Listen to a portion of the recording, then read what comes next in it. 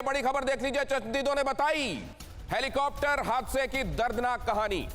Helicopter बहुत ज्यादा नीचे उड़ रहा था, कहा चश्मदीद ने। क्रैश के बाद तो लगा कि जैसे धरती फट गई हो। प्लेन क्रैश बस्ती में होता तो बहुत ज्यादा मौतें होती, चश्मदीद ने यह भी बताया।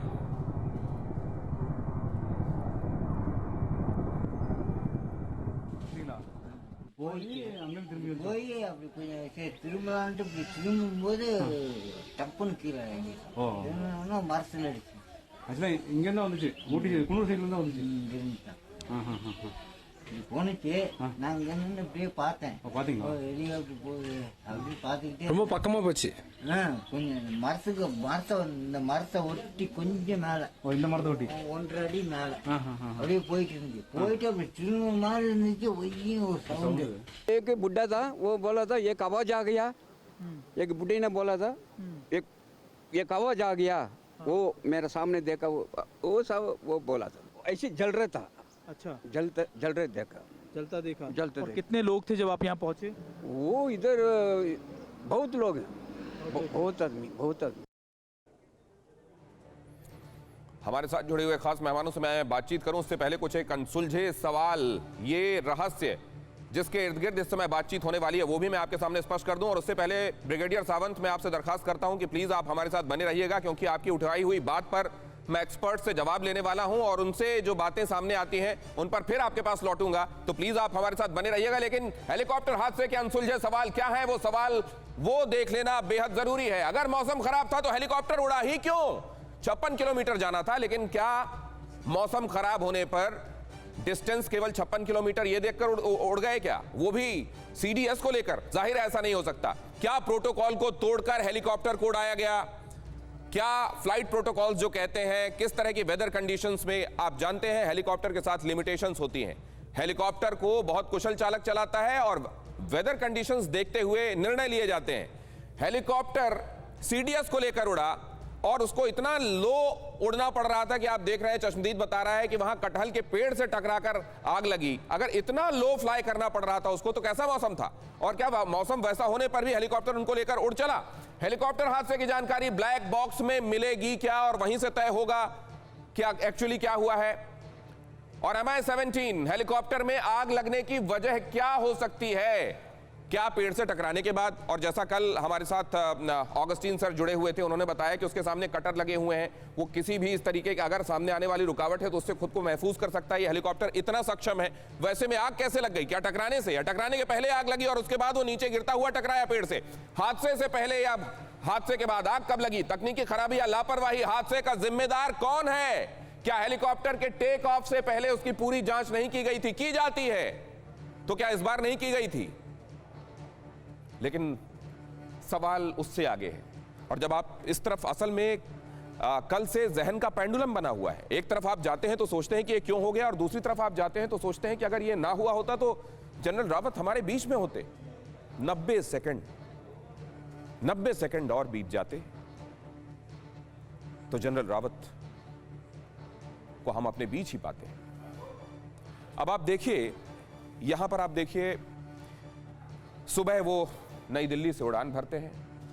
एम्ब्रेयर जो एयरफोर्स का प्लेन है उसके जरिए वो पहुंचते हैं अपनी पत्नी मधुलिका रावत के साथ। यहां पहुंचने के बाद उनको DSSC वेलिंगटन पहुंचना था।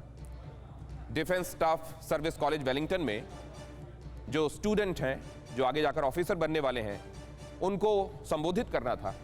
तो उनको जब वो पहुंचे और उनको जाना था तो 56 किलोमीटर की दूरी बची थी जहां उनको पहुंचना था, और 56 किलोमीटर उनको हेलीकॉप्टर से तय करने थे। और आखिर में तो जब ये हादसा पेश आया है, केवल 90 सेकंड और मिल गए होते तो वो लैंड कर गए होते, लेकिन ऐसा हुआ नहीं। ये क्यों हुआ ऐसा कि 10 किलोमीटर की ये दूरी इतनी भारी पड़ गई? क्यों वो 90 सेकंड पूरे नहीं हुए? क्यों लगभग मंजिल तक पहुंच जाने के क्रम में वो हादसे का शिकार हो गए? ये 90 सेकंड अगर होते तो जनरल रावत हमारे बीच में होते। हादसे से पहले हेलीकॉप्टर के बारे में जो जानकारी है वो ये है कि कुल मिलाकर उसने अभी तक जो उड़ान भरी थी वो 26 घंटे की उड़ान भर चुका था।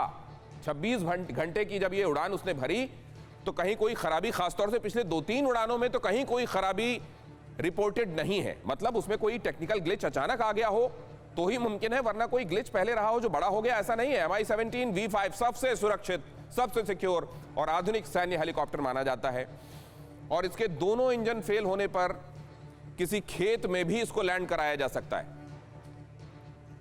ये इस बारे में दो तरह की इंफॉर्मेशन है। एक ये कहती है कि ये ट्विन टर्बो इंजन है, इसमें एक ये भी है कि इसमें 3 इंजन लगे होते हैं। ये हम एक्सपर्ट से बात करेंगे तो हमें और जानकारियां देंगे, लेकिन ये किसी भी स्थिति में लैंड कर सकता है। MI-17 हेलीकॉप्टर के बारे में कुछ एक खासियतें जब आप देख लेंगे तो ये और आप इस बारे में आश्वस्त हो जाएंगे कि वाकई इसको उन परिस्थितियों में अचानक हादसे का शिकार हो जाए, ये गले से नीचे उतरता नहीं है। लंबाई चौड़ाई के हिसाब से लंबाई 8.46 मीटर, ये कुछ एक चीजें ऐसी हैं जो सेलियन फीचर्स हैं, मैं जो आपको बता देना चाहता हूं। ऊंचाई 5.65 मीटर और ये 3 टर्बोशाफ्ट इंजन वाला